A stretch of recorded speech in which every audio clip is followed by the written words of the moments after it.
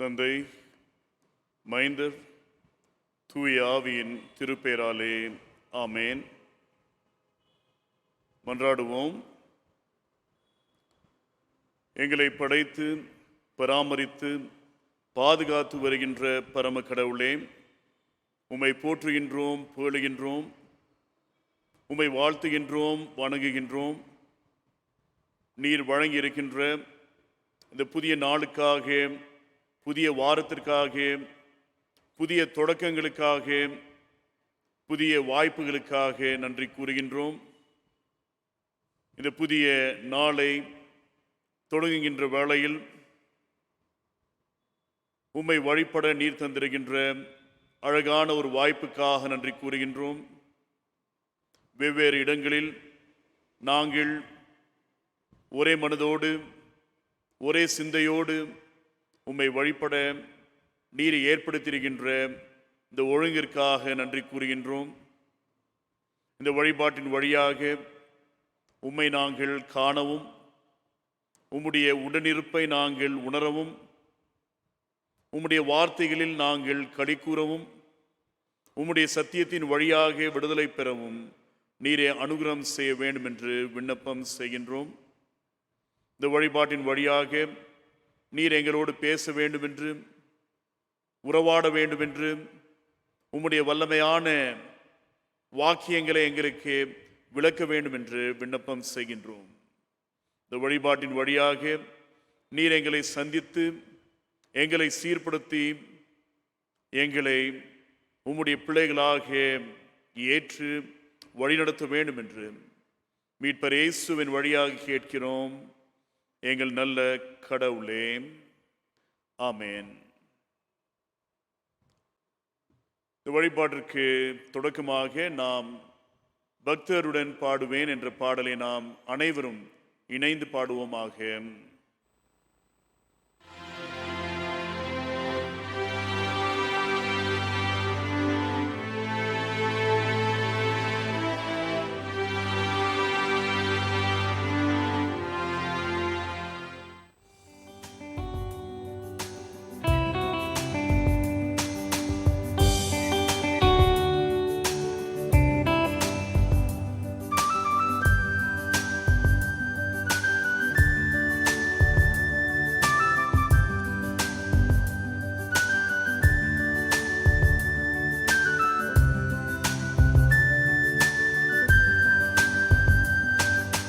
பக்தருடன் பாடுவே,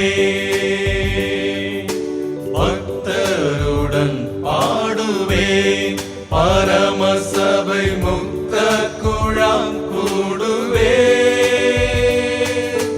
பக்தருடன் பாடுவே, அன்பாலனைக்கும் அருள்நாதன் மார்பினில், அன்பாலனைக்கும் அருள்நாதன் மார்பினில் இன்பம் நுகர்ந்திளை பாருவோர் கூட நான் பக்தருடன் பாடுவே.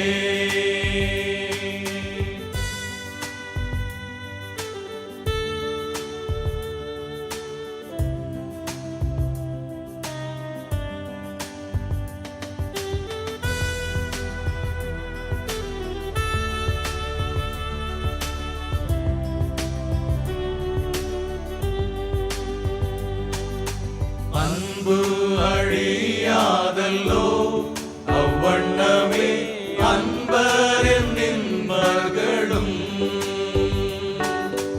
அன்பு அழியாதல்லோ, அவ்வண்ணமே அன்பரின் நின்பர்களும். பொன்னடி பூமானின் புத்துயிர் பெற்றதால், பொன்னடி பூமானின் புத்துயிர் பெற்றதால் என்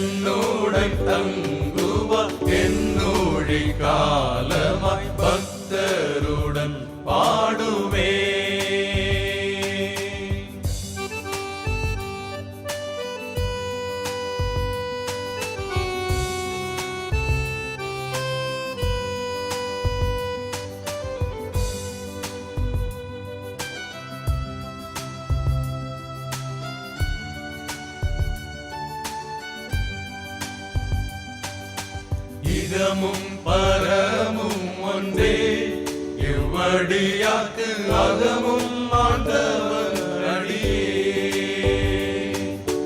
இகமும் பரமும் ஒன்றே, இவ்வடியாக்கு அகமும் ஆண்டவர் அடியே. சுகமும் நற்செல்வமும் சுற்றமும் உற்றமும், சுகமும் நற்செல்வமும் சுற்றமும் உற்றமும், இகலில்லா ரட்சகன் இன்பப் பொற்பாதமே பக்தருடன் பாடுவே.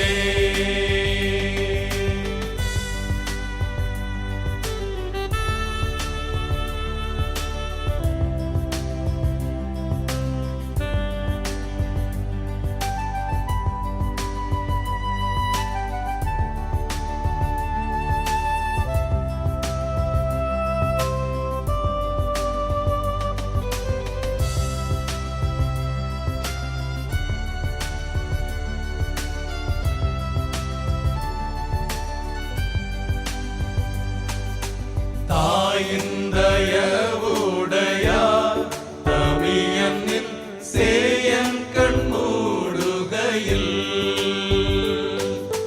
தாயிந்தயவுடையார் தமியனின் சேயன் கண்மூடுகையில், பாயோளி பசும்பொன்னில் பக்த சிந்தாமணி, பாயோளி பசும்பொன்னை பக்த சிந்தாமணி, தூயா திருபாத தரிசனம் தந்தருள் பக்தருடன் பாடுவே. பக்தருடன் பாடுவே. பரமசபை முக்த குழாம் கூடுவே. பக்தருடன் பாடுவே.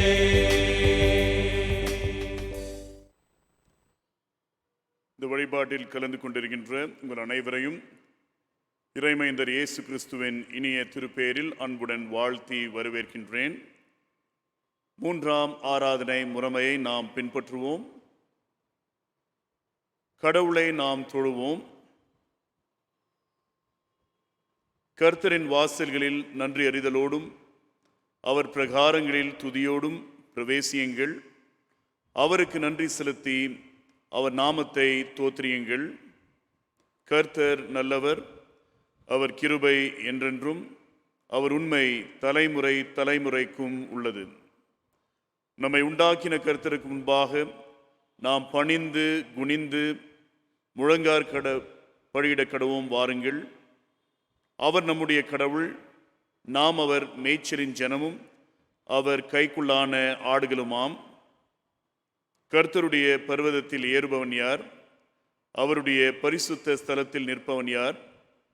சுத்தமுள்ள கைகளும் மாசற்ற இருதயமும் உடையவனுமாய், வீணானதை பற்றி கொள்ளாமலும் கபடாய் ஆணையிடாமலும் இருக்கிறவனே. நமது கடவுளாகிய ஆண்டவருக்கோ மிகுந்த இரக்கமும் மன்னிப்பும் உரியது. நாம் அவருக்கு விரோதமாய் துரோகம் செய்தோம். நமது கடவுளாகிய கர்த்தரின் சொல்லுக்கு செவி கொடாமற் போனோம். தமது ஊழியராகிய தீர்க்கதரிசியை கொண்டு அவர் நமக்கு முன்பாக வைத்த அவருடைய பிரமாணங்களின்படி நாம் நடக்கவில்லை. கடவுளுக்கு ஏற்கும் பலிகள் நைந்த ஆவிதான். கடவுளே, நைந்ததும் நொறுங்குண்டதுமான இருதயத்தை நீர் புறக்கணீர். வருந்தி உழைத்து பாரம் சுமக்கிறவர்களே, நீங்கள் எல்லாரும் என்னிடத்தில் வாருங்கள், நான் உங்களுக்கு இளைப்பாறுதல் தருவேன். நான் எழுந்து என் தகப்பனிடத்திற்கு போய், தகப்பனே, பரத்துக்கு விரோதமாகவும் உமது பார்வையிலும் பாவம் செய்தேன் என்பேன். என் கன்மலையும் என் மீட்பருமாகிய கர்த்தாவே, என் வாயின் வார்த்தைகளும் என் இருதயத்தின் தியானமும் உமது சமூகத்தில் பிரதியாய் இருப்பதாக. ஜெபம் செய்வோம். சர்வ வல்லமையுள்ள கடவுளே, நாங்கள் எங்கள் ஆண்டவர் இயேசு கிறிஸ்துவின் மூலமாய் உமது சமூகத்தில் எங்கள் வணக்கத்தையும் தோத்திரத்தையும் செலுத்த வந்திருக்கின்றோம். எங்கள் பாவங்களை உண்மையாய் அறிக்கை செய்யவும் மற்றவர்களுக்காகவும் எங்களுக்காகவும் ஜெபிக்கவும் உதவி செய்தருளும். உமது திருவசனத்தை நாங்கள் கேட்கும்போது உமது அன்பின் மகத்துவத்தை அதிக உண்மையாய் அறிந்து கொள்ளவும் உமது கிருபையின் கனிகளை எங்கள் வாழ்க்கையில் காட்டவும் அருள் புரிய வேண்டும் என்று எங்கள் ஆண்டவர் இயேசு கிறிஸ்துவின் மூலமாய் வேண்டிக் கொள்கிறோம். ஆமேன். நாம் சற்று நேரம் அமைதியாக இருந்து நம்முடைய பாவங்களை உணர்வோமாக. நம்முடைய பாவ உணர்தல் மற்றும் பாவ அறிக்கைக்கு துணையாக நாம் அனைவரும் இணைந்து பாவம் என்னை தொடர்ந்தாலும் என்ற பாடலை பாடுவோமாக.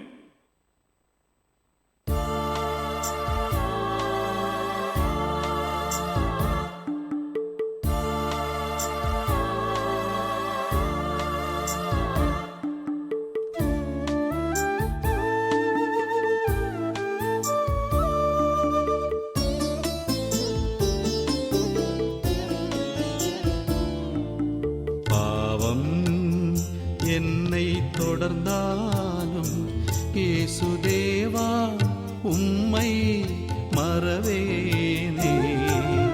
பாவம் என்னை தொடர்ந்தாலும் இயேசுதேவா உம்மை மறவேனே.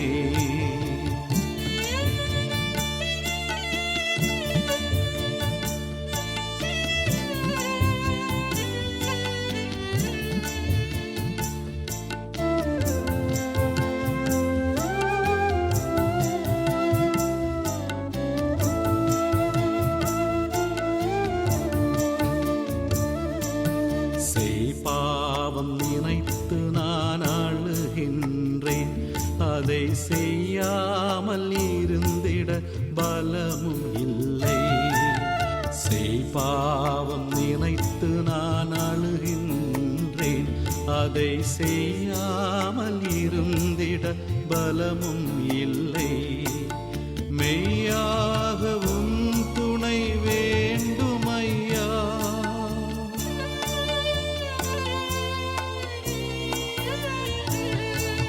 மெய்யாகவும் துணை வேண்டுமையா. எந்தன் ஐயா நின் பிள்ளை நான் அல்லவா. பாவம் என்னை தொடர்ந்தாலும் இயேசுதேவா உம்மை மறவேனே. 96ஆம் பக்கத்தில் உள்ள முதலாம் பாவ அறிக்கை மன்றாட்டை நாம் அனைவரும் இணைந்து ஏறெடுப்போம். கடவுளே, உமது கிருபையின்படி எனக்கு இறங்கும், உமது இரக்கங்களின் பெருக்கத்துக்கு தக்கபடியே என் மீறுதலை அழித்துவிடும். என் அக்கிரமம் நீங்க என்னை முற்றிலும் கழுவியருளும். என் பாவம் மற என்னை சுத்திகரியும். என் மீறுதல்களை நான் உணர்கிறேன், என் பாவம் எப்பொழுதும் எனக்கு முன் நிற்கிறது. தேவரீர் ஒருவருக்கே விரோதமாக நான் பாவம் செய்து உமது பார்வையில் தீமையானதை நடப்பித்தேன். கடவுளே, சுத்த இருதயத்தை என்னிலே சிருஷ்டியும், நிலைவரமான ஆவியை என் உள்ளத்திலே புதுப்பியும். உமது இரட்சண்ய சந்தோஷத்தை திரும்பவும் எனக்கு தாரும். உற்சாகமான ஆவி என்னை தாங்கும்படி செய்யும்.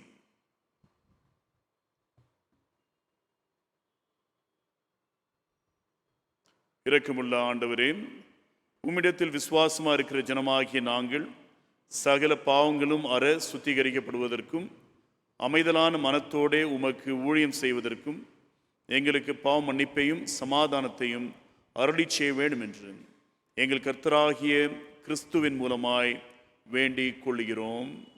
ஆமேன். இந்த நாளுக்குரிய திருமறை பாடங்கள் இந்த நேரத்தில் வாசிக்கப்படும்.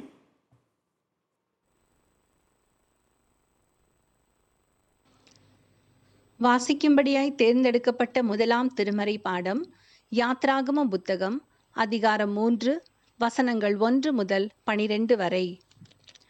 மோசே மீதியான் தேசத்து ஆசாரியனாயிருந்த தன் மாமனாகிய எத்ரோவின் ஆடுகளை மேய்த்து வந்தான்.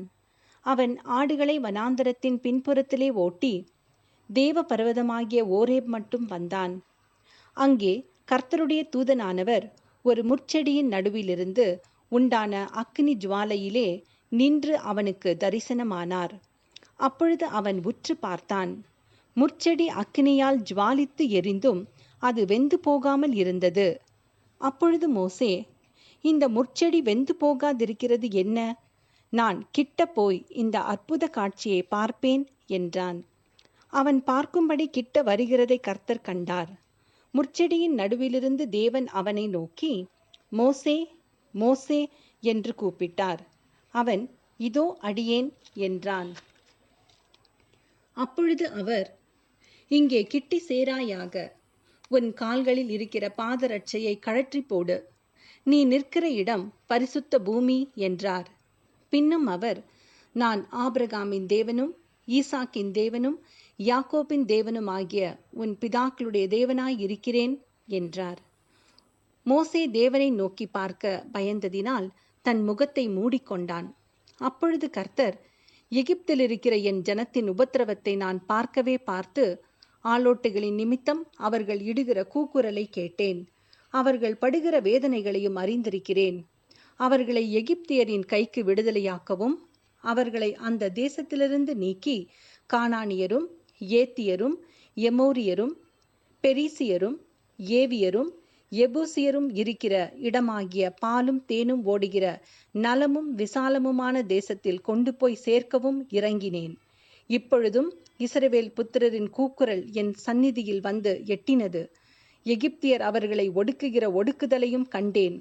நீ இஸ்ரவேல் புத்திரராகிய என் ஜனத்தை எகிப்திலிருந்து அழைத்து வரும்படி உன்னை பார்வோனிடத்துக்கு அனுப்புவேன், வா என்றார்.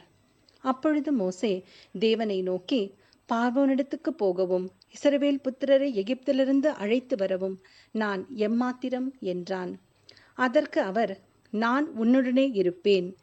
நீ ஜனத்தை எகிப்திலிருந்து அழைத்து வந்த பின் நீங்கள் இந்த மலையில் தேவனுக்கு ஆராதனை செய்வீர்கள். நான் உன்னை அனுப்பினேன் என்பதற்கு இதுவே அடையாளம் என்றார். வாசிக்க வேண்டிய முதலாம் திருமறை பாடம் வாசித்தாயிற்று. தேவனுக்கே மகிமை உண்டாவதாக. வாசிக்கும்படியாய் தெரிந்து கொள்ளப்பட்ட இரண்டாம் திருமறை பாடம் 2 தீமோத்தேயு 2ஆம் அதிகாரம் வசனங்கள் 1 தொடங்கி 13 முடிய. 2 தீமோத்தேயு 2ஆம் அதிகாரம் வசனம் 1 முதல். ஆதலால் என் குமாரனே, நீ கிறிஸ்து இயேசுவில் உள்ள கிருபையில் பலப்படு. அநேக சாட்சிகளுக்கு முன்பாக நீ என்னிடத்தில் கேட்டவைகளை மற்றவர்களுக்கு போதிக்கத்தக்க உண்மையுள்ள மனுஷர்களிடத்தில் ஒப்புவி. நீயும் இயேசு கிறிஸ்துவுக்கு நல்ல போர்ச்சேவகனாய் தீங்கனுபவி. தண்டில் சேவகம் பண்ணுகிற எவனும் தன்னை சேவகம் எழுதி கொண்டவனுக்கு ஏற்றவனாயிருக்கும்படி பிழைப்புக்கு அடுத்த அலுவல்களில் சிக்கிக்கொள்ள மாட்டான். மேலும் ஒருவன் மல்யுத்தம் பண்ணினாலும் சட்டத்தின்படி பண்ணாவிட்டால் முடிசூட்டப்படான். பிரயாசப்பட்டு பயிரிடுகிறவன் பலனில் முந்தி பங்கடைய வேண்டும். நான் சொல்லுகிறவைகளை சிந்தித்துக்கொள். கர்த்தர் எல்லா காரியங்களிலும் உனக்கு புத்தியை தந்தருளுவார். தாவீதின் சந்ததியில் பிறந்த இயேசு கிறிஸ்து என் சுவிசேஷத்தின்படியே மரித்தோரிலிருந்து எழுப்பப்பட்டவர் என்று நினைத்துக்கொள். இந்த சுவிசேஷத்தின் நிமித்தம் நான் பாதகன் போல் கட்டப்பட்டு துன்பத்தை அனுபவிக்கிறேன். தேவ வசனமோ கட்டப்பட்டு இருக்கவில்லை. ஆகையால் தெரிந்து கொள்ளப்பட்டவர்கள் இயேசு கிறிஸ்துவினால் உண்டான ரட்சிப்பை நித்திய மகிமையோടെ பெற்றுக்கொள்ளும்படி சகலத்தையும் அவர்கள் நிமித்தமாக சகிக்கிறேன். இந்த வார்த்தை உண்மையுள்ளது. என்னவெனில், நாம் அவரோடே கூட மரித்தோமானால் அவரோடே கூட பிழைத்தும் இருப்போம். அவரோட கூட பாடுகளை சகித்தோமானால் அவரோட கூட ஆளுகையும் செய்வோம். நாம் அவரை மறுதலித்தால் அவரும் நம்மை மறுதலிப்பார். நாம் உண்மை இல்லாதவர்களாய் இருந்தாலும் அவர் உண்மை உள்ளவராய் இருக்கிறார். அவர் தம்மைத்தாம் மறுதலிக்க மாட்டார். வாசிக்கும்படியாக தெரிந்து கொள்ளப்பட்ட 2ஆம் திருமறை பாடம் வாசித்தாயிற்று. கிறிஸ்துவே உமக்கே மகிமை உண்டாவதாக.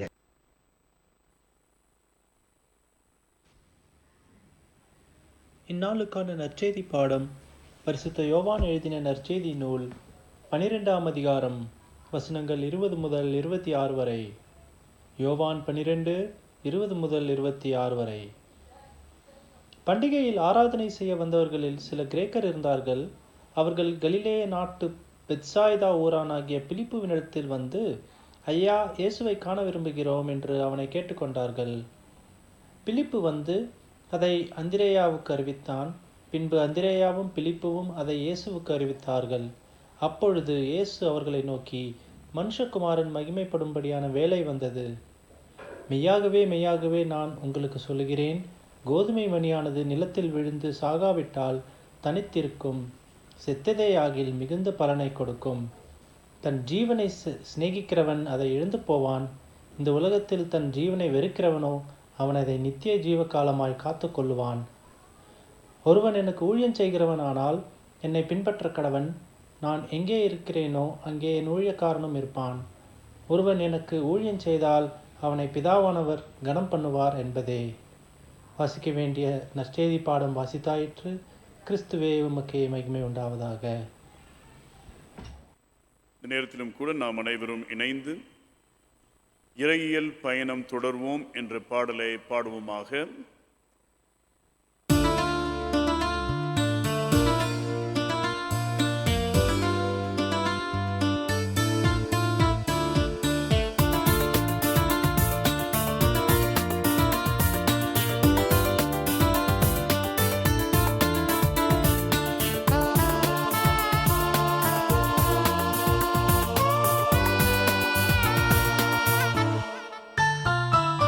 இறையியல் பயணம் தொடர்வோம், திருமறை வழி நின்றே பயில்வோம். இறையியல் பயணம் தொடர்வோம், திருமறை வழி நின்றே பயில்வோம். இறையியல் பயணம் தொடர்வோம்.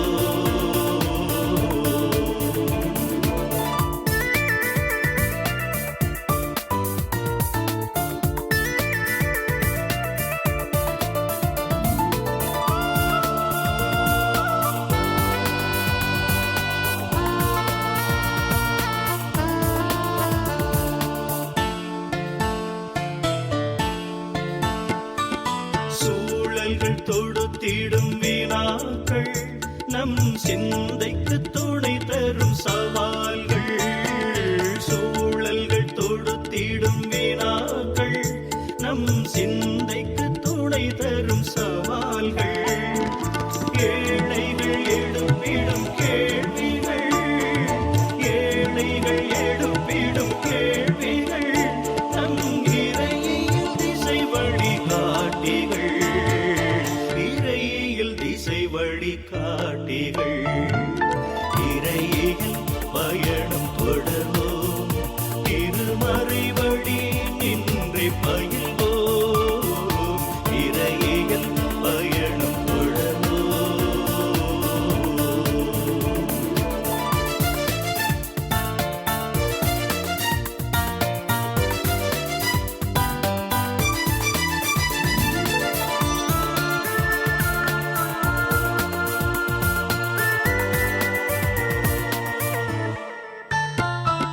திருச்சபை வாழ்வினில் இறையியல்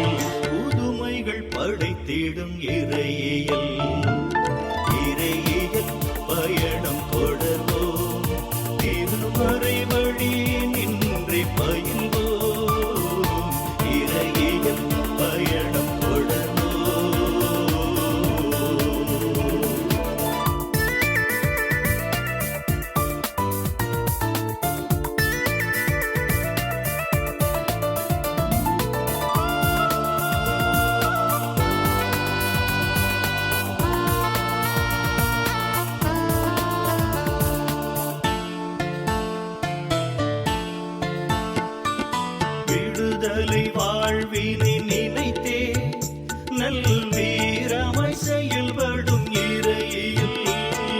விடுதலை வாழ்வினை நினைத்தே நல் வீரமாய் செயல்படும் இறையில். நடுநிலை துறந்தே நலிந்தவர், நடுநிலை துறந்தே நலிந்தவர் தம் நலனையை நாடிடும் இறையில். நலனையை நாடிடும் இறையில். இறையில் பயணம் தொடர்வோம், திருமறை வழி நின்றே பயில்வோம். இறையில் பயணம் தொடர்வோம், திருமறை வழி நின்றே பயில்வோம். இறையில் பயணம் தொடர்வோம்.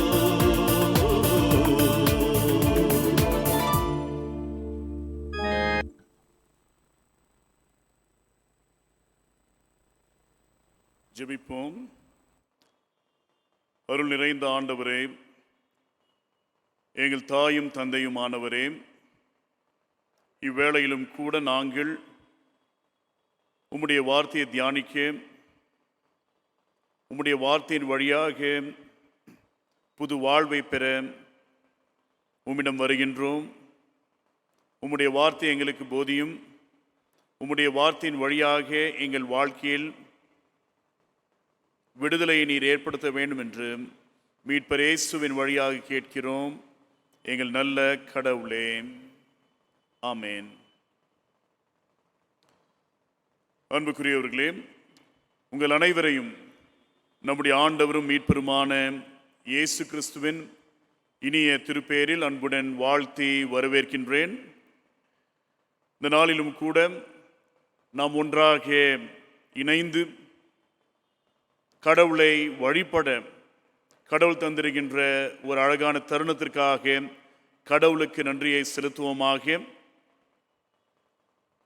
மிக கடினமான சூழ்நிலையில் கூட, குழப்பங்கள் மேலோங்கி காணப்படுகின்ற ஒரு நிலைமையிலும் கூட நம்முடைய கடவுள் நம்மை வழிநடத்தி கொண்டிருக்கின்றார், நம்மேல் அக்கறை பாராட்டி கொண்டிருக்கின்றார் என்பதை நாம் நம்புகின்றோம். அதை நாள்தோறும் நாம் உணர்கின்றோம். ஆகையால் தொடர்ந்து கடவுள் இந்த உலகத்தை சிறப்பாக வழிநடத்தி இந்த உலகத்தில் ஒரு பெரிய மாற்றத்தை, ஒரு பெரிய சுகமளிக்கின்ற ஒரு நிலையை கடவுள் ஏற்படுத்த வேண்டும் என்று நாம் கடவுளிடத்தில் விண்ணப்பம் செய்வோமாக. இந்த நாளிலும் கூட தென்னிந்திய திருச்சபையின் அருளுரை மரபின் வழியாக நமக்கு வழங்கப்பட்டிருக்கின்ற தலைப்பு இறையியல் கல்வி. இந்த ஞாயிற்றுக்கிழமை நம்முடைய தென்னிந்திய திருச்சபையின் வழிமுறையின்படி இறையியல் கல்வி ஞாயிறாக நாம் அனுசரிக்க வேண்டியதாக இருக்கின்றது. இறையியல் இந்த வார்த்தையை சொல்லும்போதே ஒரு கடினமான வார்த்தையைப் போல நமக்கு காணப்படுகின்றது. நம்முடைய அறிவுக்கு எட்டாத ஒரு வார்த்தை என்று நாம் நினைக்கின்றோம். மிக குழப்பமான வார்த்தை என்று நாம் நினைக்கின்றோம். வெறும் ஆயர்கள் மற்றும் திருமறை கல்லூரியில் இருக்கின்ற ஆசிரியர்கள் மட்டும்தான் இந்த இறையியல் அறிவு பெற்றவர்களாக இருக்கின்றார்கள் என்பதை கூட நாம் நினைக்கின்றவர்களாக இருக்கின்றோம். ஆனால் இறையியல் என்று சொல்லும்போது மிக எளிமையான பொருள் நிறைந்த ஒரு சொல். இறையியல் அல்லது தியாலஜி என்ற ஆங்கிலத்தில் நாம் கூறும்போது இரண்டு சொற்கள், தியோஸ், லோகோஸ். தியோஸ் என்றால் கிரேக்க மொழியில் கடவுள், லோகோஸ் என்றால் கிரேக்க மொழியில் வார்த்தை. ஆகையால் தியாலஜி என்று சொல்லும்போது கடவுளை குறித்த வார்த்தை, கடவுளை பற்றிய செய்தி, கடவுளை பற்றிய ஒரு ஆராய்ச்சி, அறிவு, படிப்பு, கல்வி என்று சொல்லிக்கொண்டே போகலாம். ஆகியால் கடவுள் யார் என்பதை நாம் அறிந்து கொள்வதற்காக இறையியல் பயன்படுகின்றது. எளிமையான முறையில் சொல்ல வேண்டும் என்றால், நம்முடைய விசுவாசம், நம்முடைய விசுவாசத்தின் வெளிப்பாடுகள் பாடல்களாக இருக்கலாம், நம்முடைய வார்த்தைகளாக இருக்கலாம், அருளுரைகளாக இருக்கலாம். இவைகள் அனைத்தையும் பார்க்கும்போது இவைகளில் இறையியல் இருக்கின்றன. நாம் கடவுளை எப்படி அறிந்திருக்கின்றோமோ, நாம் கடவுளை எப்படி புரிந்து கொண்டிருக்கின்றோமோ, அதேதான் நாம் நம்முடைய பாடல்கள் வழியாக வெளிப்படுத்துகின்றோம், நம்முடைய வார்த்தைகளின் வழியாக வெளிப்படுத்துகின்றோம், நம்முடைய வாழ்வு முறையின் வழியாக வெளிப்படுத்துகின்றோம், திருச்சபையில் வழிபாடின் வழியாக, அருளுரையின் வழியாக வெளிப்படுத்துகின்றவர்களாக நாம் இருக்கின்றோம். ஆகையால் கடவுளை அறிந்து கொள்வது. ஆனால் இந்த கடவுளை நாம் எப்படி அறிந்து கொள்வது? ஒருவேளை நீங்கள் சில கல்வி முறைகளை பார்க்கும்போது, குறிப்பாக நம்முடைய பிள்ளைகள் படிக்கின்ற அந்த கல்வி திட்டங்களை பார்க்கும்போது, ஒரு குறிப்பிட்ட காரியத்தை அவர்கள் புரிந்து கொள்ள வேண்டும் என்றால் அந்த காரியத்தை விளக்குகின்ற உருவங்கள், வடிவங்கள், படங்கள் அவர்களுக்கு காண்பிக்கப்படுகின்றன. ஒருவேளை அவர்கள் கிரகங்களை பற்றி அறிந்து கொள்ள வேண்டும் என்றால் ஒரு கிரகத்தின் படத்தை அவர்களுக்கு காண்பித்து, இதுதான் செவ்வாய் கிரகம் என்று நாம் அவர்களுக்கு காண்பிக்கின்றோம். ஒருவேளை மனிதனுடைய இருதயம் எப்படி இருக்கின்றது என்பதை காண்பிப்பதற்காக ஒரு வரைபடத்தை காண்பித்து, இதுதான் மனிதனுடைய இருதயம் என்பதை நாம் பிள்ளைகளுக்கு காண்பிக்கின்றோம். ஒருவேளை ஒரு நாட்டுடைய தன்மைகளை குறிக்கவும், அந்த நாட்டுடைய அளவை நாம் குறிக்கவும் அந்த நாட்டுடைய வரைபடத்தை நாம் பயன்படுத்துகின்றோம். ஆகையால் படங்கள் வழியாக, உருவங்கள் வழியாக, வரைபடங்களின் வழியாக, வடிவங்களின் வழியாக நாம் கடவுளை விளக்குகின்றவர்களாக இருக்கின்றோம். பல காரியங்களை விளக்குகின்றவர்களாக இருக்கின்றோம். ஆனால் கடவுளை விளக்க வேண்டும் என்றால் எப்படி நாம் விளக்க முடியும்? ஏனென்றால் இந்த கடவுள் உருவமற்றவர். இந்த கடவுளுக்கு உருவம் இல்லை, இந்த கடவுளுக்கு வடிவம் இல்லை. இவர் வடிவமற்றவராக, உருவமற்றவராக இருக்கின்றார். ஆனால் இந்த கடவுள் எங்கும் நிறைந்தவராகவும் இருக்கின்றார். அவர் இல்லாத இடம் இல்லை, அவர் இல்லாத நொடி இல்லை. ஆகையால் இந்த கடவுளை நாம் எப்படி அறிந்து கொள்வது? உருவமற்ற கடவுளை, எங்கும் நிறைந்திருக்கின்ற கடவுளை நாம் எப்படி அறிந்து கொள்கின்றோம்? ஏனென்றால் உருவங்களின் வழியாக அனைத்தையும் நாம் கட்டுப்படுத்த முடியாது, அடக்க முடியாது. கடவுள் உருவங்களை கடந்தவராக இருக்கின்றார். ஆகையால் இந்த கடவுளை நாம் எப்படி அறிந்து கொள்வது? இதுதான் இறையியல் கல்வியின் மிக முக்கியமான ஒரு அறைகூவலாக காணப்படுகின்றது. இந்த நாளிலும் கூட நமக்காக படிக்கப்பட்ட பழைய ஏற்பாட்டு பகுதி யாத்ராகமம் நூல் 3ஆம் அதிகாரம், மிக பழக்கமான ஒரு திருமறை பகுதி. சிறு வயதிலிருந்தே இந்த திருமறை பகுதியை நாம் படித்திருக்கின்றோம், பிரமித்திருக்கின்றோம், வியப்படைந்திருக்கின்றோம். மோசே ஒரு மலையின் மேல் தன்னுடைய மனைவியுடைய தந்தையின் மாமனாரின் ஆடுகளை மேய்த்து கொண்டிருக்கின்ற வேளையில் திடீரென்று எதிர்பாராத முறையில் கடவுளை சந்திப்பதற்கான ஒரு வாய்ப்பு அவருக்கு கிடைக்கின்றது. கடவுள் எரிகின்ற முட்செடியின் வழியாக தன்னை வெளிப்படுத்துகின்றவராக இருக்கின்றார். ஒரு அழகான உரையாடல், ஒரு அழகான சந்திப்பு. இந்த திருமறை பகுதியை நீங்கள் சற்று பார்க்கும்போது கூட ஆண்டவராகிய கடவுள் மோசேயை ஒரு மிக உன்னதமான பணிக்காக அழைக்கின்றார். அந்த நேரத்தில் மோசே எழுப்புகின்ற ஒரு மிக முக்கியமான கேள்வி என்ன என்று பார்க்கும்போது, நான் அவர்களுக்கு என்ன சொல்லுவேன் என்றான். 13ஆம் வசனத்தை கடைசி பகுதி. ஆகையால் கடவுளுடைய நாமம் என்ன என்று அவர்கள் என்னிடத்தில் கேட்டால் நான் அவர்களுக்கு என்ன சொல்லுவேன்? என்னை இஸ்ரேல் மக்களிடம் அனுப்புகின்றீர். ஆனால் ஒருவேளை இஸ்ரேல் மக்கள் இந்த கடவுளுடைய பெயர் என்ன என்று கேட்கும்போது நான் என்ன சொல்லுவேன்? உம்முடைய பெயர் என்ன என்று கடவுளை பார்த்து கேட்கின்றார். ஆகிய கடவுளை பார்த்து மோசே உம்முடைய பெயர் என்ன என்று கேட்கும்போது அதனுடைய பொருள் என்னவென்றால், நீர் யார்? உம்முடைய தன்மைகள் என்ன? நீர் எப்படிப்பட்டவர் என்பதே எனக்கு விளக்கு. அதை நான் அறிந்து அந்த இஸ்ரேல் மக்களுக்கும் நான் சொல்லுகிறேன் என்று மோசே கூறுவதை நாம் இங்கே பார்க்கின்றோம். ஆகிய இந்த திருமறை பகுதியில் கடவுளுடைய வெளிப்பாடை நாம் பார்க்கின்றோம். கடவுள் யார் என்பதை அவர் வெளிப்படுத்துகின்றார். அது மிகவும் அவசியமான ஒரு காரியமாக இருக்கின்றது. ஆகையால் முதலாவதாக இந்த கடவுள் யார் என்று பார்க்கும்போது, கடவுள் திருமறை நமக்கு வெளிப்படுத்துகின்ற கடவுள் வரலாற்றில் செயல்படுகின்ற கடவுளாக இருக்கின்றார். The God who acts in history. கடவுள்தான் மனித வரலாற்றை, இந்த உலக வரலாற்றை தொடங்குகின்றவர். அவர்தான் இந்த உலகத்தின் வரலாற்றிற்கு, மனிதனுடைய வரலாற்றிற்கு அடித்தளமாக, தொடக்கமாக இருக்கின்றார். ஆனால் இந்த கடவுள் வெறும் வரலாற்றை தொடங்குகின்றவராக மட்டுமல்லாமல் வரலாற்றில் செயல்படுகின்றவராக இருக்கின்றார். அது மிக முக்கியமானது, அவசியமானது.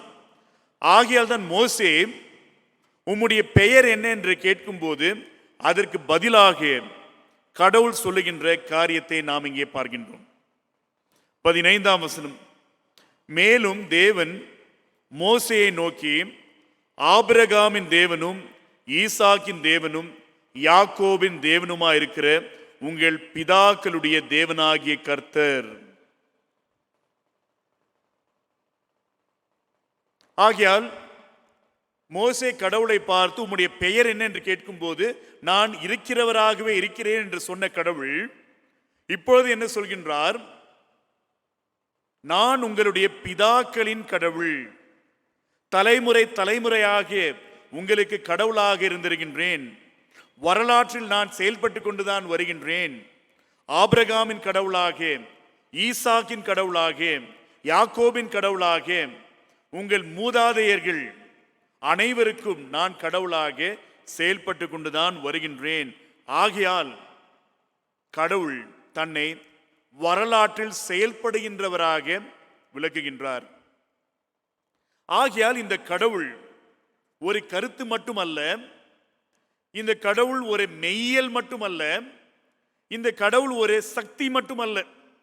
பல நேரங்களில் அப்படி நினைக்கின்றோம். கடவுள் ஒரு சக்தி, ஒரு ஆற்றல், கடவுள் ஒரு கருத்து, ஒரு ஐடியா, கடவுள் ஒரு மெய்யியல், ஒரு பிலாசபி என்று நினைக்கின்றோம். ஆனால் நம்முடைய கடவுள் வரலாற்றில் செயல்படுகின்ற கடவுள் என்று சொல்லும்போது அவர் ஆழ்தன்மை கொண்டவர். அவர் செயல்படுகின்றார், தலையிடுகின்றார். ஆகியால் வரலாறு என்று பார்க்கும்போது இந்த வரலாறு என்பது ஒரு பெரிய மேடை, இறைத்தன்மையை வெளிப்படுத்துவதற்கான ஒரு மேடை. ஆகையால் தான் வரலாறு மிகவும் அவசியம். அந்த வரலாற்றின் மேல்தான் கடவுள் தன்னை வெளிப்படுத்திக் கொண்டே வருகின்றார். இது ஒரு அழகான, ஆடம்பரமான, விரிவான மேடையாக இருக்கின்றது என்பதை நிச்சயமாக நாம் அறிந்து கொள்வது அவசியமாக இருக்கின்றது. ஆகையால் தான் ஒருவேளை நீங்கள் இந்த 5 ஆகமங்கள், முதல் 5 ஆகமங்களை நீங்கள் படிக்கும்போது அங்கே பல இடங்களில் பூர்வ காலத்தை எண்ணி பாருங்கள். உங்களை படைத்த கடவுள் எப்படி உங்களை விடுதலை செய்தார், உங்களை வழிநடத்தி கொண்டிருக்கின்றார் என்பதை ரொம்ப அழகாக அந்த நூல்களின் ஆசிரியர்கள் நமக்கு விளக்குகின்றார்கள். ஆகையால் எல்லா சூழ்நிலைகளிலும் கூட இந்த கடவுள் வரலாற்றில் செயல்படுகின்ற கடவுளாக இருக்கின்றார். ஒருவேளை நம்முடைய விசுவாச பிரமாணங்கள், நம்முடைய பற்றுறுதி அறிக்கைகளை நாம் பார்க்கும்போது வரலாற்றில் செயல்படுகின்ற கடவுளை நாம் நினைவு கூறுகின்றோம். கடவுள் எப்படி இந்த உலகத்தை படைத்தார். இந்த மீட்புக்காக தன்னுடைய ஒரே பேரான குமாரனை அனுப்பினார். இயேசு கிறிஸ்து எப்படி வரலாற்றில் ஒரு குறிப்பிட்ட காலகட்டத்தில் வாழ்ந்தார், மகிமையான காரியங்களை செய்தார் என்பதை குறித்து கூட நாம் மீண்டும் மீண்டுமாக சொல்லிக் கொள்கின்றோம், அறிக்கை செய்கின்றோம். ஆகையால் எனக்கு பிரியமானவர்களே, கடவுள் யார் என்ற கேள்விக்கு மிக சிறப்பான பதில் என்னவென்றால், இந்த கடவுள் வரலாற்றின் ஆதாரம், வரலாற்றின் தொடக்கம் மற்றும் இந்த கடவுள் வரலாற்றில் செயல்பட்டு கொண்டுதான் வருகின்றார், தலையிட்டு கொண்டுதான் வருகின்றார் என்பதை நிச்சயமாக நாம் அறிந்து கொள்வது அவசியம். வரலாற்றில் செயல்படுகின்ற கடவுள். இரண்டாவதாக, நாம் வழிபடுகின்ற கடவுள் எப்படிப்பட்ட கடவுள் என்று பார்க்கும்போது, நம்முடைய கடவுள் வலிமையற்றோரோடு தன்னை அடையாளப்படுத்திக் கொள்கின்ற கடவுள். ஒருவேளை நீங்கள் மனித வரலாற்றை பார்க்கும்போது, எங்கேயெல்லாம் ஆதிக்க சக்திகள் மற்றோரை ஒடுக்கினார்களோ அந்த சூழ்நிலைகளில் கடவுள் வலிமையற்றவர்களோடு தான் தன்னை அடையாளப்படுத்தி கொண்டார். வல்லமை வாய்ந்தவர்களோடு, ஆதிக்கம் செலுத்துகின்றவர்களோடு, ஒடுக்குகின்றவர்களோடு கடவுள் தன்னை அடையாளப்படுத்திக் கொள்வதில்லை. அதற்கு மாறாக யாரெல்லாம் வன்முறைக்கு உட்பட்டவர்களாக இருக்கின்றார்கள், ஒடுக்குதலுக்கு உட்பட்டவர்களாக இருக்கின்றார்களோ அவர்களோடு தன்னை அடையாளப்படுத்திக் கொள்கின்ற கடவுளாக நாம் இருக்கின்றார் என்பதை நிச்சயமாக நாம் அறிந்து கொள்வது அவசியமாக இருக்கின்றது. ஒருவேளை கிறிஸ்தவ மதத்தை சாராமல் இருக்கின்ற மெய்யியல்கள், பிலாசபிஸ், கடவுளை குறித்து சொல்லும் போது அவர்கள் என்ன சொன்னார்கள் என்றால், கடவுள் உணர்வற்றவர், அவருக்குள்ளாக எவ்விதமான உணர்வுகளும் இல்லை. He does not have any emotions, feelings. உணர்ச்சியற்ற கடவுள், உணர்வற்ற கடவுள். அப்படி இருந்தால்தான் அவர் கடவுளாக இருக்க முடியும் என்பதை அவர்கள் நம்பினார்கள். ஆனால் திருமறையை நீங்கள் பார்க்கும்போது, திருமறையில் வெளிப்படுகின்ற கடவுள் உணர்வு நிறைந்த கடவுளாக, உணர்ச்சிகளை வெளிப்படுத்துகின்ற கடவுளாக இருக்கின்றார் என்பதை நாம் அறிந்து கொள்வது அவசியமாக இருக்கின்றது. ஆகையால் தான் மோசையோடு உரையாடுகின்ற வேளையில், அதே யாத்ராகமம் 3ஆம் அதிகாரம் 7ஆம் 8ஆம் வசனத்தை நாம் பார்க்கும்போது அங்கே சொல்லப்படுகின்ற செய்தி, அப்பொழுது கர்த்தர், எகிப்தில் இருக்கிற என் ஜனத்தின் உபத்திரவத்தை நான் பார்க்கவே பார்த்து, எகிப்தில் இருக்கின்ற என்னுடைய மக்கள் படுகின்ற உபத்திரவங்களை நான் கண்டேன், பார்த்து கொண்டிருக்கின்றேன். ஆலோட்டிகளின் நிமித்தம் அவர்கள் இடுகிற கூக்குரலை கேட்டேன், அவர்கள் படுகிற வேதனைகளை அறிந்திருக்கிறேன். அப்போ அந்த எகிப்து தேசத்தில் இருக்கின்ற இஸ்ரேல் மக்கள் படுகின்ற உபத்திரவங்களை காண்கின்றவராக, அவர்கள் எழுப்புகின்ற கூக்குரல்களை கேட்கின்றவராக, அவர்கள் படுகின்ற வேதனைகளை அறிந்திருக்கின்றவர்களாக கடவுள் தன்னை வெளிப்படுத்துகின்றார் என்பதை நாம் நிச்சயமாக அறிந்து கொள்ள வேண்டும். இந்த கடவுள் நம்மை காண்கின்ற கடவுளாக இருக்கின்றார், நம்முடைய கூக்குரலுக்கு செவி கொடுக்கின்ற கடவுளாக இருக்கின்றார். இந்த கடவுள் நம்முடைய உபத்திரவங்களை, பாடுகளை அறிகின்ற கடவுளாக இருக்கின்றார் என்பதை நாம் அறிந்து கொள்வது அவசியமாக இருக்கின்றது. ஆகையால் தான் இந்த ஆதியாகமம், யாத்ராகமம், திருமறையின் முதல் 2 நூல்கள், ஆதியாகமத்தை பார்க்கும்போது கடவுள் எப்படி அறிமுகம் செய்யப்படுகின்றார் என்றால், பேசுகின்றவராக, அவருடைய வார்த்தையின் வழியாக உலகமும் வானமும் படைக்கப்பட்டது. ஆகையால் கடவுள் ஆதியாகமத்தில் பேசுகின்ற கடவுளாக இருக்கின்றார். அவருடைய பேச்சின் வழியாக, அவருடைய உரையின் வழியாக, அவருடைய வார்த்தையின் வழியாக உலகமும் அனைத்தும் படைக்கப்பட்டது. ஆனால் யாத்ராகமத்தை நீங்கள் பார்க்கும்போது கடவுள் இங்கே எப்படி அறிமுகம் செய்யப்படுகின்றார் என்று பார்க்கும்போது, அவர் எகிப்தில் இருக்கின்ற இஸ்ரவேல் மக்களுடைய பாடுகளை உணர்கின்றவராக, கவனிக்கின்றவராக, அவர்களுடைய கூக்குரலை கேட்கின்றவராக இருக்கின்றார் என்பதை நாம் பார்க்கின்றோம்.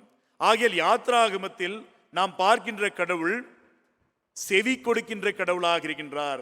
வெறும் பேசுகின்ற கடவுள் மட்டுமல்ல, செவி கொடுக்கின்ற கடவுள். அந்த கடவுள் தான் இங்கே அறிமுகம் செய்யப்படுகின்றார் என்பதை நிச்சயமாக நாம் அறிந்து கொள்ள வேண்டும். அது மட்டுமல்லாமல் 8ஆம் வசனத்தை நீங்கள் பார்க்கும்போது அங்கே பல காரியங்கள் சொல்லப்படுகின்றன. கடைசியாக அவர் சொல்லுகின்ற காரியம் என்னவென்றால், இறங்கினேன். இந்த மக்களை விடுதலை செய்வதற்காக, இந்த மக்களை பாலும் தேனும் ஓடுகின்ற நாட்டில் குடிவைப்பதற்காக நான் இறங்கினேன். ஆகிய இந்த கடவுள் நம்மை கவனிக்கின்ற கடவுளாக, நம்முடைய கூக்குரலுக்கு செவி கொடுக்கின்ற கடவுளாக, நம்முடைய பாடுகளை அறிந்த கடவுளாக மட்டுமல்லாமல் நமக்கு உதவி செய்வதற்காக நம் மத்தியில் இறங்குகின்ற கடவுளாக இருக்கின்றார் என்பதை நாம் பார்க்க முடிகின்றது. ஆகியால் உடைக்கப்பட்ட மக்கள், பாடுகளை அனுபவித்துக் கொண்டிருக்கின்ற மக்கள், ஆதிக்கத்தின் வழியாக அடிமைப்படுத்தப்பட்டிருக்கின்ற மக்கள், இந்த மக்களுக்கு துணை புரிவதற்காக இறங்குகின்ற கடவுள். ஆகையால் தான் இந்த கடவுள் வலிமையற்றோரோடு தன்னை அடையாளப்படுத்திக் கொள்கின்ற கடவுளாக இருக்கின்றார். ஆண்டவராக இயேசு கிறிஸ்து தன்னுடைய திருப்பணியை தொடங்குகின்ற வேளையிலும் கூட நாசரேத்தில் இருக்கின்ற ஜெப ஆலயத்திற்குள்ளாக சென்று அங்கே ஏசாயா தீர்க்கதரிசி நூலிலிருந்து ஒரு அழகான வாக்கியத்தை படிக்கின்றார். அதில் இருக்கின்ற ஒரு ஆழமான செய்தி என்னவென்றால், ஏழைகளுக்கு நற்செய்தியை அறிவிப்பதற்காக நான் கடவுளுடைய அருள் பொழிவை பெற்றேன். ஏழைகளுக்கு நற்செய்தி, வலிமையற்றோர்களுக்கு நற்செய்தி. யாரெல்லாம் பலவீனர்களாக இருக்கின்றார்களோ, ஒடுக்கப்பட்டவர்களாக இருக்கின்றார்களோ, நசுக்கப்பட்டவர்களாக இருக்கின்றார்களோ, அவர்களோடு நான் என்னை அடையாளப்படுத்திக் கொள்கின்றேன். அதுதான் கடவுள். கடவுளுடைய மிக முக்கியமான செயல்பாடு. இந்த கடவுள் யார் என்று பார்க்கும் போது, நசுக்கப்பட்டவரோடு, நலிந்தோரோடு, வலிமையற்றோரோடு தன்னை அடையாளப்படுத்திக் கொள்கின்றவர் தான் கடவுள். கடைசியாக இந்த கடவுள் வரலாற்றில் செயல்படுகின்றவர். இந்த கடவுள் வலிமையற்றோரோடு தன்னை அடையாளப்படுத்திக் கொள்கின்றவர். மிக முக்கியமாக இந்த கடவுள் விடுதலை செய்கின்ற கடவுளாக இருக்கின்றார். இறையியல் என்று சொல்லும் போதே அந்த இறையியலின் மிக முக்கியமான நோக்கம் என்னவென்றால் விடுதலை, மனித விடுதலை, முழு படைப்பின் விடுதலை. இந்த விடுதலையை ஒட்டிதான் கடவுள் செயல்படுகின்றவராக இருக்கின்றார். திருமறை முழுவதையும் நீங்கள் பார்க்கும்போது கடவுளுடைய மிக சிறப்பான தன்மை என்னவென்றால், மனிதர்களை விடுதலை செய்வதுதான் கடவுளுடைய மிக சிறந்த தன்மை. மக்களை விடுதலை செய்வதற்காக, ரட்சிப்பதற்காக, மீட்பதற்காக தன்னுடைய ஒரே பேரான குமாரனை கூட அவர் அனுப்புகின்றார் என்பதை நாம் பார்க்கின்றோம். ஆகையால் மோசேக்கும் கடவுளுக்கும் நடைபெறுகின்ற இந்த உரையாடலை பார்க்கும்போது கடவுள் மோசேயை அழைக்கின்றார்.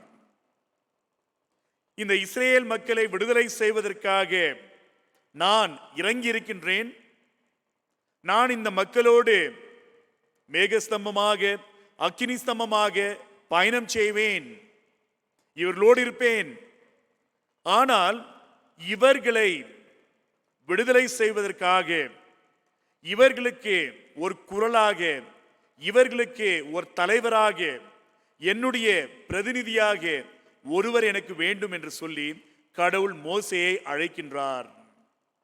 கடவுள் மோசேயை அழைத்து அவருக்கு இந்த விடுதலை பயணத்தில் பங்கு பெறுகின்ற ஒரு அருமையான வாய்ப்பை வழங்குகின்றவராக இருக்கின்றார்.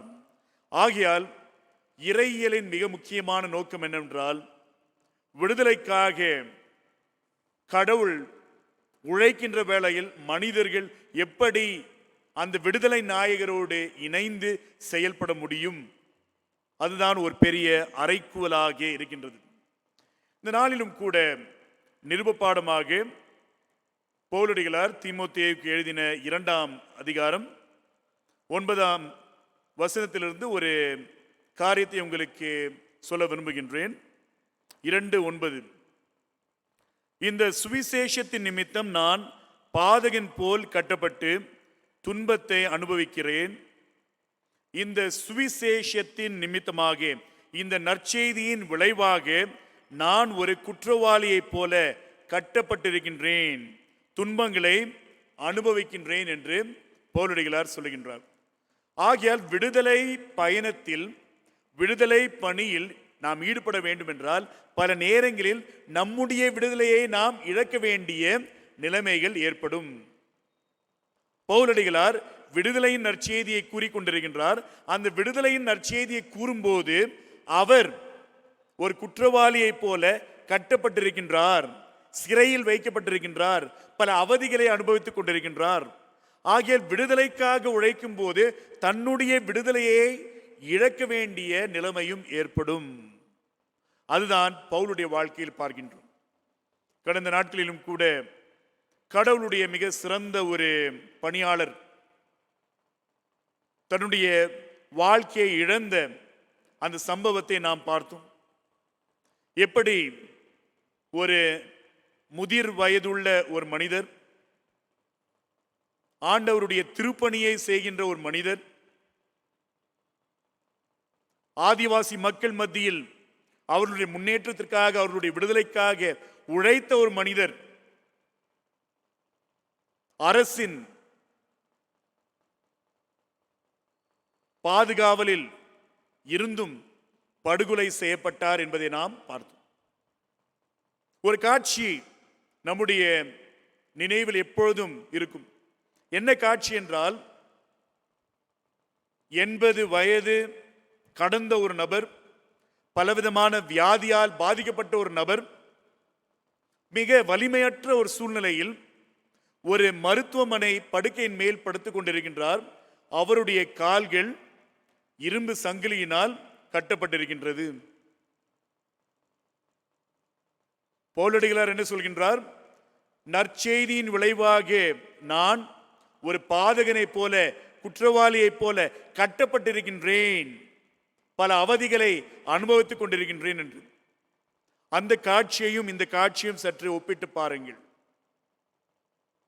ஆகியால் இறையியல் என்பது வெறும் ஒரு சிந்தனை, இறையியல் என்பது வெறும் ஒரு தத்துவம், இறையியல் என்பது வெறும் ஒரு பாடத்திட்டம் என்று நினைக்காமல் இறையியலை தங்கள் வாழ்வுக்கு அடித்தளமாக வைத்து வாழ்ந்தவர்கள்.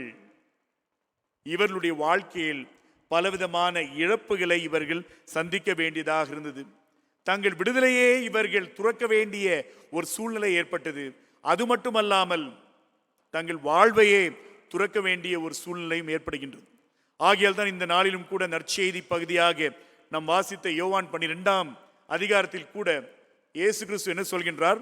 தன்னுடைய வாழ்வை சிநேகிக்கின்றவன் அதை இழப்பான். யாரெல்லாம் தங்கள் வாழ்க்கையை மட்டுமே நேசிக்கின்றவர்களாக இருக்கின்றார்களோ, தன்னலமாக இருக்கின்றார்களோ, மற்றோர் மேல் அக்கறை காட்டாமல் எவ்விதமான பரிவும் வெளிப்படுத்தாமல் இருக்கின்றார்களோ, அவர்கள் இறந்து போனவர்களுக்கு சமமானவர்கள் என்பதை இயேசு கிறிஸ்து தெளிவாக உணர்த்துகின்றார். எனக்கு பிரியமானவர்களே, இறையியல் என்பது கடவுள் யார் என்பதை நமக்கு காண்பிக்கின்ற ஒரு கருவி என்பதை நான் கூறினேன். அது மட்டுமல்லாமல் இறையியல் என்று பார்க்கும்போது இறையியல் என்பது நான் யார் என்பதை எனக்கு வெளிப்படுத்துகின்றது. ஆகையால் தான் கடவுள் மோசேயை அழைக்கும் போது மோசே கேட்கின்ற ஒரு கேள்வி, 3ஆம் அதிகாரம் 11ஆம் வசனத்தில் அவர் என்ன கேட்கின்றார் என்றால், நான் எம்மாத்திரம், நான் எம்மாத்திரம், இந்த பணியை செய்வதற்காக என்னை அழைத்திருக்கின்றீர்கள், இந்த பணியை செய்வதற்காக நான் எம்மாத்திரம், நான் யார்? ஆங்கிலத்தில் கூற வேண்டும் என்றால், who am I to go and stand before Pharaoh? Who am I? நான் யார்? ஆகிய நான் யார் அல்லது நான் எம்மாத்திரம் என்று சொல்லும்போது மோசே தன்னுடைய தகுதி அல்லது ஆற்றலை குறித்து மட்டும் பேசவில்லை, தன்னுடைய அடையாளத்தை குறித்து பேசுகின்றார். அவருடைய அடையாளம். மோசே யார்? பலவிதமான அடையாளங்கள், பலவிதமான அடையாளங்கள். ஒரு அடிமை சமூகத்தில் பிறந்தவர், எபிரேயராக பிறந்தவர். ஆகிய அடிமை சமூகத்தில் பிறந்த ஒருவர் அரண்மனையில் வளர்கின்றார். அரண்மனையில் வளர்ந்த பிறகு செய்த ஒரு குற்றத்திற்காக நாட்டை விட்டு ஓடி இன்னொரு நாட்டில் அந்நியனாக வாழ்கின்ற ஒரு நிலைமை ஏற்படுகின்றது. 3 முக்கியமான அடையாளங்கள்: அடிமையா, அரசனா, அந்நியனா. ஆகிய பவுல் தனக்குள்ளாக இருக்கின்ற நெருக்கடியை, குழப்பத்தை எழுப்புகின்றான். நான் யார்? நான் அரசனா? நான் அடிமையா? நான் அந்நியனா? இந்த குழப்பம் அவருடைய வாழ்க்கையை அப்படி நெருக்கி கொண்டிருக்கின்றது. அந்த சூழ்நிலையில் தான் கடவுள் அவருக்கு வெளிப்பட்டு மோசே யார் என்பதை மோசேக்கு தெரிவிக்கின்றார். என்னுடைய பார்வையில் நீ அடிமை அல்ல, என்னுடைய பார்வையில் நீ மற்றோரை ஒடுக்குகின்ற அரசனும் இல்லை, என்னுடைய பார்வையில் நீ மீதியான் தேசத்தில் ஒரு அந்நியன் மட்டுமே இல்லை. ஆகையால் என்னுடைய பார்வையில் நீ என்னால் அழைக்கப்பட்டவன், என்னால் அனுப்பப்படுகின்றவன் என்பதை கடவுள் மோசேக்கு தெரிவிக்கின்றவராக இருக்கின்றார். மோசேக்கு முன்பாக ஒரு வாய்ப்பு இருக்கின்றது. அவர் எகிப்து தேசத்தில் நல்ல ராஜாவாக, பிரபுவாக வாழ்ந்திருக்கலாம், ஆடம்பரமாக வாழ்ந்திருக்கலாம். ஆனால் அவருடைய சகோதரருக்கு ஒரு அநியாயம், அநீதி ஏற்படும் போது அதை தட்டி கேட்கின்றார். அதன் விளைவாக அந்த அரண்மனையை விட்டு, அந்த நாட்டை விட்டு ஓடி போக வேண்டிய நிர்பந்தம் ஏற்படுகின்றது. இப்பொழுது மீதியான் தேசத்தில் ஒரு சாதாரண சமாதானம் நிறைந்த வாழ்க்கை வாழ்ந்து கொண்டிருக்கின்றார். இப்பொழுது கூட அவர் அப்படியே இருந்திருக்கலாம், எனக்கு இந்த சமாதானமான வாழ்க்கை போதும் என்று நினைத்திருக்கலாம். ஆனால் கடவுள் அவரை தெரிவு செய்யும் போது அவரிடம் சில முறுமுறுப்புகள், சில தயக்கங்கள் இருந்தாலும் கூட அவர் என்ன செய்கின்றார்? தன்னை கடவுளுடைய பணிக்காக அர்ப்பணிக்கின்றவராக இருக்கின்றார். எனக்கு பிரியமானவர்களே, இந்த கடவுள் யார் என்று பார்க்கும்போது இந்த கடவுள் விடுதலை செய்கின்றவராக, விடுதலையின் நாயகராக இருக்கின்றார். நாம் யார் என்று பார்க்கும்போது கடவுளுடைய விடுதலையின் பணியில் செயல்பட வேண்டியவர்களாக, ஈடுபட வேண்டியவர்களாக நாம் இருக்க வேண்டும் என்பது கடவுளுடைய எதிர்பார்ப்பாக இருக்கின்றது.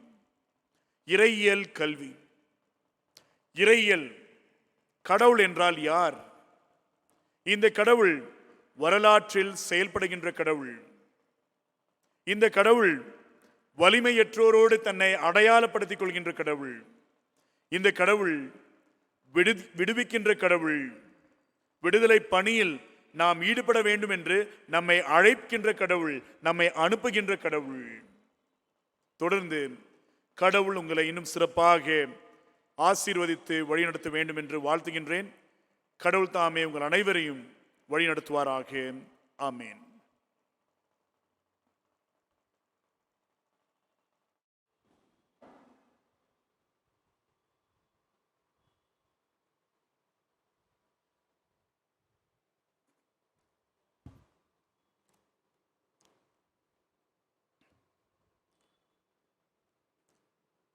இறை வார்த்தையை கேட்டு நாம் அனைவரும் அப்போஸ்தலர் விசுவாச பிரமாணத்தின் வழியாக நம்முடைய விசுவாசத்தை அறிக்கை செய்வோமாக. 97ஆம் பக்கம், அப்போஸ்தலர் விசுவாச பிரமாணம். வானத்தையும் பூமியையும் படைத்த சர்வ வல்லமையுள்ள பிதாவாகிய தேவனை விசுவாசிக்கிறேன். அவருடைய ஒரே குமாரனாகிய நம்முடைய நாதர் இயேசு கிறிஸ்துவையும் விசுவாசிக்கிறேன். அவர் பரிசுத்த ஆவியினாலே கன்னி மரியாளிடத்தில் உற்பவித்து பிறந்தார். பொந்தியு பிலாத்துவின் காலத்தில் பாடுபட்டு சிலுவையில் அறையுண்டு மரித்து அடக்கம் பண்ணப்பட்டு பாதாளத்தில் இறங்கினார். 3ஆம் நாள் மரித்தோர் இடத்திலிருந்து எழுந்தள்ளினார். பரமண்டலத்திற்கு ஏறி சர்வ வல்லமையுள்ள பிதாவாகிய தேவனுடைய வலது பார்சத்திலே வீற்றிருக்கிறார். அவ்விடத்திலிருந்து உயிருள்ளோரையும் மரித்தோரையும் நியாயம் தீர்க்க வருவார்.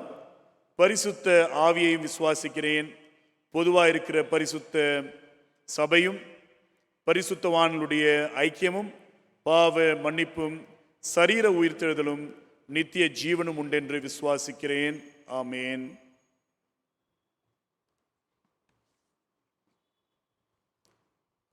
சபையாருக்கான அறிவிப்புகள். சிஎஸ்ஐ ஹாஸ்பிட்டல் வழியாக சில அறிவிப்புகள், சில ட்ரைனிங் ப்ரோக்ராம்ஸ், சிஎஸ்ஐ ஹாஸ்பிட்டலின் வழியாக வழங்கப்படுகின்றன. பியூசி, எஸ்எஸ்எல்சி முடித்தவர்களுக்கான சில பயிற்சி திட்டங்கள்: general nursing midwifery course 3-year course, medical laboratory technology 2-year course, medical records technology 2-year course, X-ray technology 2-year course, certificate course in MLT, MXT, MRT 3-year course. இந்த application forms CSI ஹாஸ்பிட்டலில் கிடைக்கும். ஜூலை மாதம் 31ஆம் தேதிக்கு முன்பாக நீங்கள் apply செய்ய வேண்டியதாக இருக்கின்றது.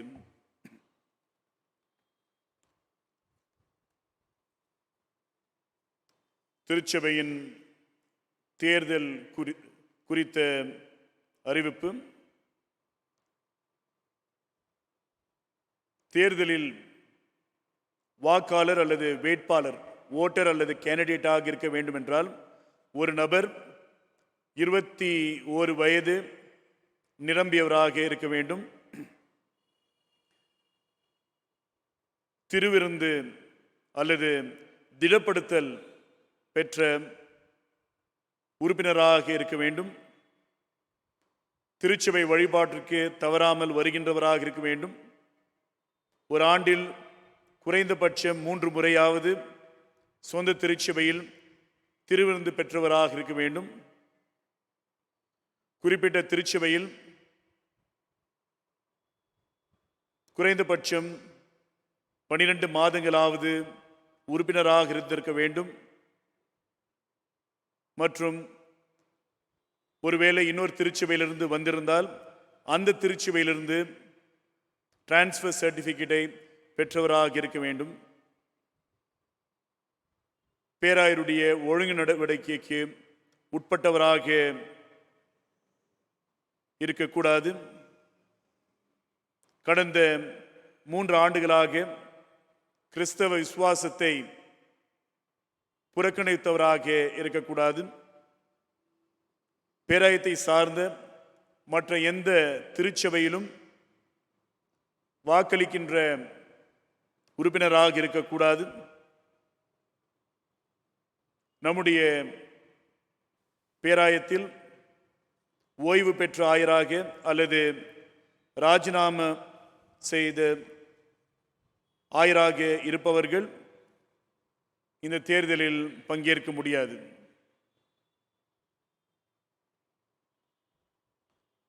ரெண்டாயிரத்தி 21 2024 வரை இருக்கின்ற இந்த 3 ஆண்டுகளுக்கான திருச்சபையின் பரிபாலன குழு தேர்தல் நடைபெறுகின்ற நாள் ஜூலை மாதம் 25ஆம் தேதி. மே மாதம் 30ஆம் தேதி அன்று வாக்காளர்களுடைய முதல் பட்டியல் வெளியிடப்பட்டது. ஜூன் மாதம் 30ஆம் தேதி அன்று வாக்காளர்களுடைய இறுதி பட்டியல் வெளியிடப்பட்டது. ஜூலை மாதம் 11ஆம் தேதி, அதாவது இன்று, தேர்தலுக்கான முதலாம் அறிவிப்பு செய்யப்படுகின்றது. வருகின்ற 16ஆம் தேதி முதல் 18ஆம் தேதி வரை 3 நாட்கள், 16ஆம் தேதியிலிருந்து 18ஆம் தேதி வரை மாலை 5 மணியிலிருந்து 7 மணி வரை வேட்பு மனுகள் வழங்கப்படும்.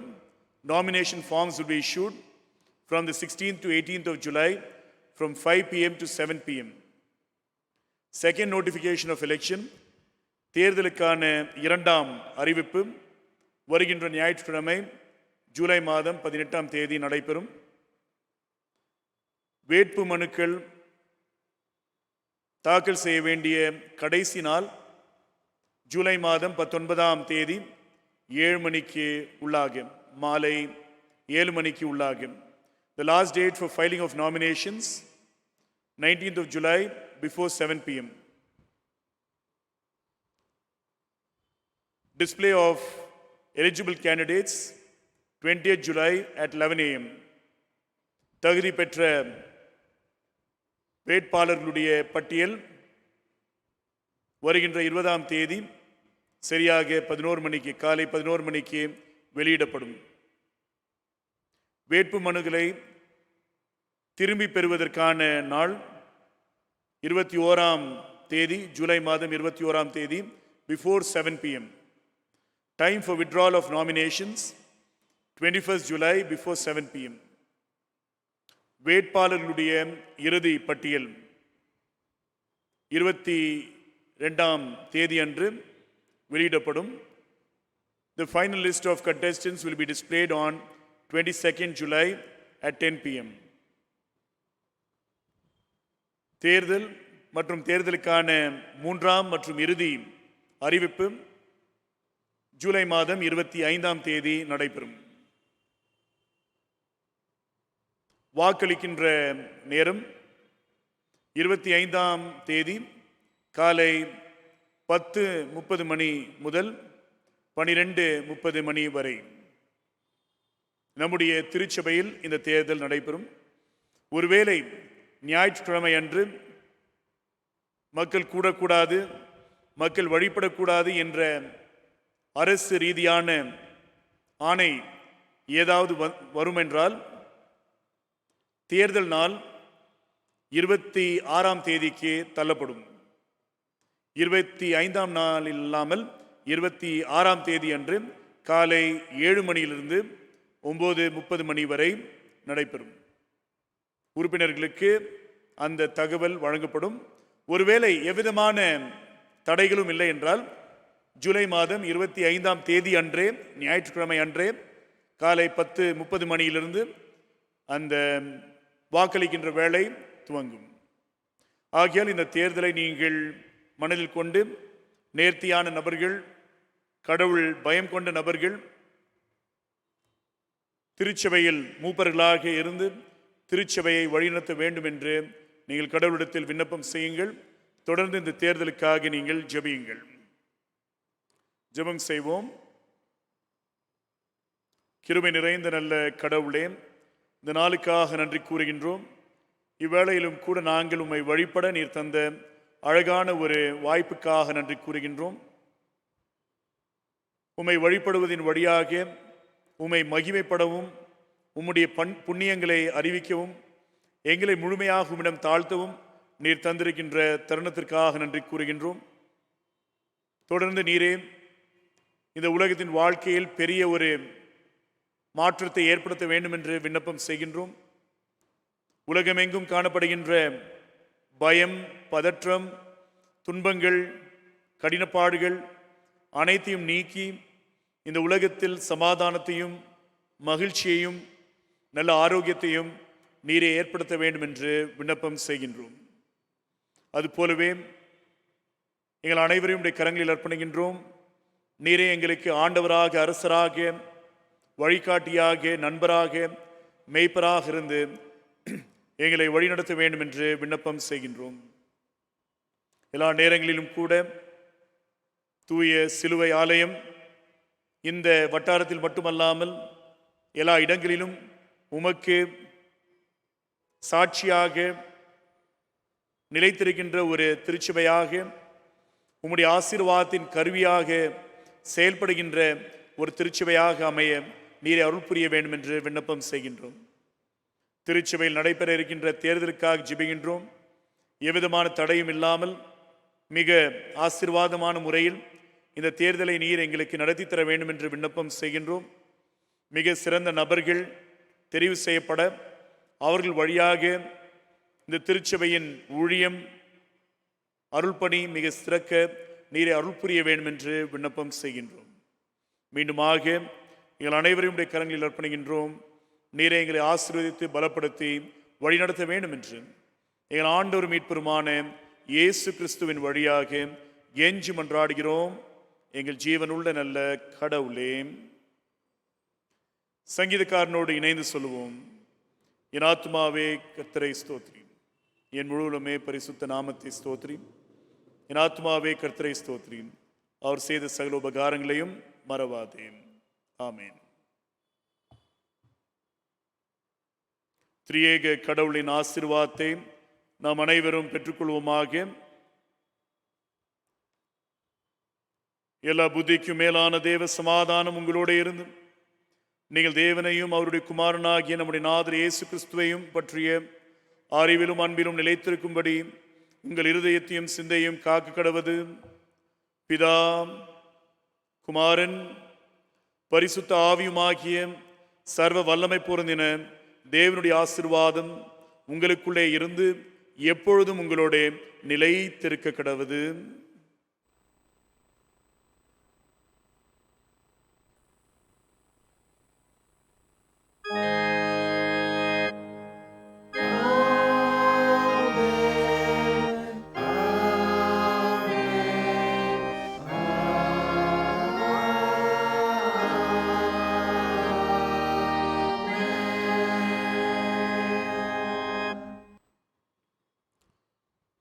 வழிபாட்டிற்கு நிறைவாக இயேசு ராஜா என்னை ஆளும் நேசா என்ற பாடலை நாம் அனைவரும் இணைந்து பாடுவோமாக.